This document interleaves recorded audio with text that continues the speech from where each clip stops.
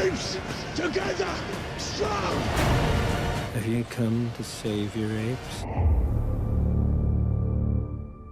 Hey everyone, and welcome to Press Pause, now showing. I'm here with David Goldberg and Aaron Dillon and Matt Galvin. We're here to talk about War for the Planet of the Apes. So let's go through the titles of all three, since that's what they do in the intro. So the first one was Rise? Yep, and the second was Dawn. And now we're at War. Not There much you of go. a war in this one. No, not too much of a war. The Great Ape Escape. Yeah, so starting just a little bit, David, did you like the previous two? Yeah, I like the first one, and then the second one I think kind of dipped a little bit for me. I'm not really gonna rank them, but I think they're all decent films. When they were announcing a reboot of the Planet of the Apes series, I was thinking, like, this is nonsense. No one asked for this, and James Franco's in it. What the hell kind of garbage movie? Well, at the same token, it wasn't going to be as bad as the Tim Burton one. Right, it could which have. I was don't know how you with could Mark be worse, Wahlberg, but, which was fucking horrible. I saw it and I was pleasantly surprised, and I was looking forward to Dawn of the Planet of the Apes when that was announced. But when I saw it, that film completely blew me away. It's in my top 10 favorite movies of all time. The second one. The second one. I love the second one. Okay. My take on all the Apes film is they're decent, which is weird because I know, like you said, Aaron, is like they're all kind of like, they make money and they're deeper than most popcorn films, and critics like these films. Which is a rare combination. Yeah, which is a rare combination. So like they are popcorn blockbuster status, but they're like a little bit deeper, so I like that about them. But for some reason, I think that for me, all that balance of that is what always throws me off, is because they are deeper and they have these good moments, but then they're cheesy as well, and so like I don't know, it's like predictable for me. But let's get into it. I mean, we can't really talk about this film without talking about like how amazing the apes freaking look, right? Yeah. They look really good. The CGI I thought is incredible, and Andy Serkis is great. Like he's phenomenal again. Did you want to talk about Andy a little bit and his performance? His performance, going back to the first one, Caesar was this lovable character, and Andy Serkis played that good. And then it wasn't really until the second one where you saw, well, the combination of Andy Serkis's acting and the special effects together can create such a compelling character. Right. The reason why I love these films is because I love Caesar. To me, he's one of my favorite characters of all time, and he's not even real. And that's not just a credit to Andy Serkis, but also the team that creates him and the emotions and everything. Every word he says has such emotion, such weight behind it. So going back to Dawn of the Planet of the Apes and into this one, it's even worse. He's older now. He's got gray in his fur. He's gray now. We see him as a little baby, and now he's kind of an old man now. He's almost like a myth, where people, they hear about Caesar, but they don't actually see Caesar. As far as the humans go, they know of him, but they don't know if he actually exists, if he's even alive. They just know that all the apes look up to this leader. Oh, yeah. Caesar. But Caesar's character had such discipline. It's like, I can look up to this mythical ape. And you get behind him too. Like you want him to, lead the pack of apes and kill our own species. Yeah, no, I think, that's what the great thing about these films, I think in all of them, is the apes are always more interesting than the humans. Right. And they're always the side that you root for, because the humans are fucked up, they're terrible, which, humans are terrible. It's there's some meta messaging, on the nose, not even meta, I guess, like messaging about how humans treat animals and, how we act more violent than most animals act. And they act more human than us. Like the good side. When I say human, not like they're not acting like humans. I mean like they have compassion and they care and they're more willing to avoid violence. Where we're the ones that are aggressive and like trying to like kill and do the horrible things. But no, Andy I thought was fantastic, and it is like not only his performance and his voice, but you feel it. The mocap, you see the emotion. Right. But then the artists that go behind it, they don't get a lot of credit too. But it's almost like two performances. You have like these artists that are doing all the CGI, and then you have his performance, which is mocapped, and it's just like the ape stuff is fantastic. I will say, like, overall, the CGI in this film, there wasn't like a single scene I was like, oh, that looks fake or crappy, And it's crazy. You're like, well, this is $1 million film, but like you see something like Jurassic World, and like Jurassic World had a shit ton of terrible CGI, and then this movie, I was like, nothing was that bad. Let's talk a little bit about Woody, then, the villain. What do you think about Woody? I wasn't huge on Woody. I mean, Woody Harrelson's character was just this, violent kind of warlord dictator that I didn't really care for. I mean, he wasn't. He obviously intelligent. Wasn't a like one-dimensional. Let's just kill the apes. It's like, we need to kill the apes because that's the only way the humans are going to survive. And right. overall, he was okay, but wasn't a huge fan of Woody in this film. No, I mean, like, I guess we can go a little bit into that. This isn't like huge spoilers, but if you don't want to spoil anything about the plot, is basically where we are at now with the apes is this virus has started to basically turn humans where it's like they can't talk, it makes them mute. And so it's like the virus is killing humans, apes are doing fine. He basically has this like de facto kind of like military group that like has split from the main military because he wants to go to extremes.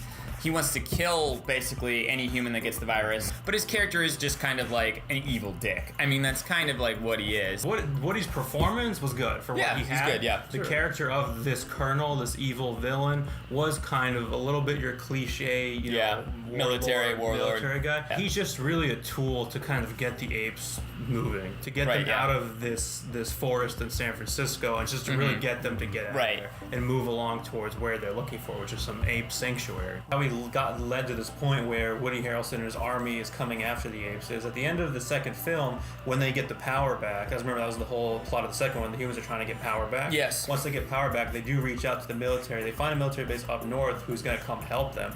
Koba, who goes rogue, starts a war with the humans, and Caesar says that apes started this war. I didn't start it. Right. The apes did, and now we have the beginning to of fight this movie. Right. Now we have to fight it. So Caesar keeps his family there, protects his land, and that's when Woody Harrelson sent his army to come after the apes and kill them. The reason why they go on this, they leave the camp, and Caesar wants revenge, is that in the beginning they fight off the soldiers, but in the middle of the night they come back and they tell him one of the apes gives up Caesar's location, like where Caesar's staying with his family. Vanilla. Winter or something. And the colonel kills Caesar's son, who he thinks is Caesar, and his wife, and all that's left is little baby Cornelius. Yeah. Right. Who's another character in the Planet Apes. Right, and that's what kind of leads Caesar to go and get revenge. He tells the rest of his group and the rest of his family, you guys go and find, this special place. Rocket and his son scouted out this nice location. They said, you go there, I'm gonna go get revenge. His friends come with them, and that's what leads Caesar on this journey. Right. They have other apes on the human side. They call them donkeys. Right, and some of the interesting thing about these films is me and David saw them probably once. You liked them more, so you probably saw them more. I watched it right before we saw the movie. They are very heavily into their lore. A lot of characters in Apes I remember barely, are from the last one. A lot of the donkeys were from the last one. And then a lot of the like you said, the threads from the last one. These are all very interconnected movies. You can see this one without knowing that stuff. Right. It's not so important where it's you need it, but it is very much all connected, and all these characters are especially to the second one. The two Matt Reeves films, you could tell he prefers his over the other guys, the first one. So it's very heavily relied on characters. If you didn't know who Koba was, that you didn't see the last one, you'd be missing a lot, because then it's he's the main villain in the second one, because there's a lot of parts with Koba in this. All of them were in the original, where he saves Rocket, who's his man on the ground, his soldier, and Maurice, who's kind of who's the orangutan, who's this wise old teacher guy, and he's in all of them. He's in all of them. Koba, who's the reason why he had this hatred towards humans, because he was the one who was probably tortured the most. Right. And so all those characters, they all play heavily in this one. What do you think of the supporting apes? What did you think of those guys? I thought the supporting apes, especially the orange orangutan, who's the heart of the group. He's the moral compass of Caesar. Is kind of Caesar in this one is definitely going the most dark he's ever been. He's becoming more violent. He's built on revenge, and this orange orangutan keeps reminding him we need to be better than them. We can be better than them. But the first act I really like, because I like when they meet the girl, and she's kind of a reminder to Caesar. It's not all humans are bad. They can be good. He keeps looking at her. It's we all start innocent, and then it's the directions we go and what happens to us make us who we are. And Caesar is going that path. He's becoming a bad guy, basically, a dictator where he wants war, he wants to kill, he doesn't care about anything. And then this little girl represents innocence, and so he keeps seeing her. But it's funny that the ape is the one that needs to be reminded of his humanity. And I like that stuff, and I like all the ape cast. I thought the main core. The only ape I didn't like is the comedy relief ape. Yeah, he was, oh no. Bad not great. Bad ape. In small doses, he's okay, but he becomes kind of towards the end the Jar Jar. No, he's not as bad as Jar Jar. I want to just say he's the comic relief of the film where he's just joke, and I'm just like, and like, you know, there's a lot of, and it is a very serious kind of bleak film, so I understand why in a popcorn film that's PG-13 that families are gonna see, you kind of want some relief there, because this is some heavy stuff they're dealing with, like basically an ape concentration camp, slave labor, and like some fucked up noise, building a wall like Donald Trump, Mexico. So I get that you want that, but it's just like him in this little outfit, and just, I don't know, some of it to me was just too much. I think in a sense his character does kind of serve a purpose, but because there are other apes. Caesar isn't the only ape who can speak, and this character of this, I guess we're gonna call him Bad Ape, that's what he keeps calling himself. Yeah, I think he had a name, but we just think it's Bad Ape. He's another one who can talk, and he was from a zoo that wasn't even affiliated with Caesar's group of apes. Right. He's someone else, he can talk, so we obviously know now that there are other apes around the world. The Planet of the Apes, the original, only takes place in, you know, that section. That small section. Right. And, you know, the rest of the world is, you know, we don't know. Cut off. But well, now we know it's the virus that made humans not be able to talk. They're de-progressing, and then apes are progressing. But yeah, so the second half, Caesar splits from his group. He goes to the military base to try to, like, you know, find what he has in care. Finds out his group is captured, and so like it changes to a different film. It starts as a journey film, turns into like a great ape escape film. But the problem is like that's when the logic starts going out the window. They have built this camp on basically into this mountain where it's like it's a bad structure. It easily can get an avalanche, which it does at the end. Woody Harrelson's group of military guys are supposed to be this like elite group. They put 2 guards on like over 200 apes. Not only that, the idea that Woody Harrelson has is he's having the apes build a wall to stop the other military from coming. That's his whole thing, is like the other military is going to kill his military, so he decides to stay in this base where they know he is and then build a wall using ape slaves. That's the whole premise of the third act, which is batshit fucking insane. Pointless. And the wall, not only that, it's made from wood, and he thinks this is gonna stop tanks and military, like, airplanes and shit. It's insane. Woody Harrelson's character must have known that, like, this wall is stupid. This is not gonna stop the American military from just coming in and blowing the whole base up. Like, or people escaping, The wall was just this cognitive dissonance that was so, I guess maybe when it's the end of the world and people are dying all around you kind of start losing that logic ability. So my take on that ending scene, which everything he says is valid points, but the reason why I look at those things and it doesn't bother me so much, because I mean a lot of it I was watching like this is nonsense what's happening, and I agree with everything you're saying, but the story itself is driven so much by Caesar, whereas I don't care what was happening around and all the nonsense. I just kind of wanted Caesar to escape and be happy. That's all I cared. Right. Woody Harrelson's group of military, which is one of the last remaining military people, he's like, who are they sending after you? And like they're like, everyone they have, which they show. It's just like, it seems like almost like probably the rest of the military that we have, the military that they have, and how they get rid of all the terrible military humans so they can't fight back the apes, and the apes will eventually progress to the next one, is they're blowing shit up so much, an avalanche starts. So after they take out Woody Harrelson's group, this avalanche comes in and just wipes out conveniently all the other military. Yeah, I didn't really see that coming. I figured there was going to be more of a battle, keep the audience entertained, and then the humans start cheering, the avalanche comes, and then the apes are like in trees, survive the avalanche, and they're like, oh yeah, now we won. Yeah, we won everything. That's what I liked about that. I did like that. The avalanche comes down, destroys all the humans who can't do anything about it, and then after all the snow goes away and everything fades away, you see just tons of apes just hanging from trees, and it's kind of just symbolism that they're the ones meant to survive on this world.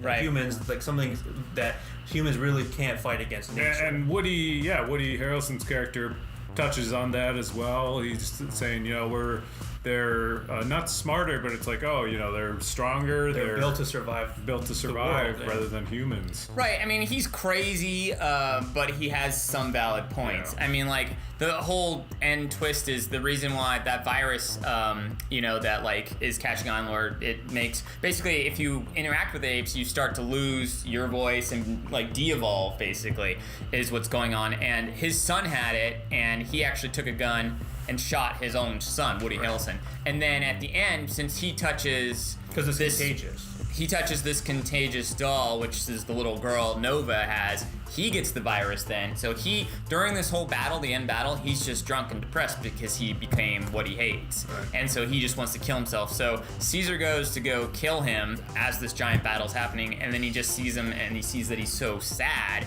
and like what he's become, and he's just drinking, and Caesar realizes that he could become that guy, and then he doesn't kill him is the thing. Caesar goes the path of good, and he's like, what am I doing? 2 times in this movie. The first time I left all my people, and then I got them all captured to go on revenge. I just did this, and I'm gonna get them all killed again. And that's kind of ultimately what ended up leading to his death. If he was with his apes and left with them like he should have, he would have never gotten shot with that arrow. Right. He would have probably just saved them. He would have just been gone. Yeah, been gone. Yeah. Towards kind of the end, we have, like you mentioned, the lake is where, in the original one, his ship crashes in that lake, or which we think it is, and Nova being there, humans aren't speaking at that point, and that's why they're kind of like, oh my god, who's this human that can talk? They're so shocked by him when he lands there. So it kind of leads us into what the future of the series is going to be, which, based on everything that's happened, they put so much emphasis on this character of Cornelius, his son, and we know he's a character in the previous film, so we know Cornelius is going to play a big part. Oh yeah. And, I mean, what do you think? Like, he's going to be? I'm thinking, just my own theory, and just kind of where I see the way they set up the story. Maurice tells Caesar at the end, "I'm going to tell your son who you were and what you did for us." So he's going to be telling Cornelius all these things, and I'm thinking Cornelius is going to be our hero going forward. We don't know if the apes agree with Caesar's view on humans. The reason why we see Caesar sympathetic towards humans because his father, who raised him, was a human. What's his name again? James Franco. Right, and without Caesar there to kind of keep them level, they're just going to go off and say, they're the one who put us in this prison and tortured us. In the end of the day, they're not, even though the apes are evolving, they're not as evolved as Caesar is, and again, they just went through probably the most horrific thing, besides the humans killing them.